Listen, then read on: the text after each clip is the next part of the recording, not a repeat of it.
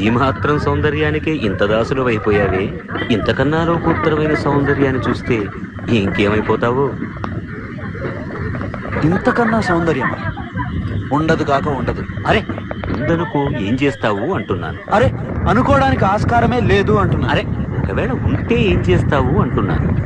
ఇంతకన్నా ఆనందప్రదమై, ఆద్యంత రహితమై, అనంతమై, నా హృదయమంతా నిండి నన్ను తనలో నింపుకునే సౌందర్యమై ఉంటే అరే ఉండదయ్యా స్వామి. అరే ఉంటే ఏం చేస్తావయ్యా? ఆ సౌందర్యానికే దాసోహం అంట. అయితే రా, చూపిస్తాను. పద చూస్తాను.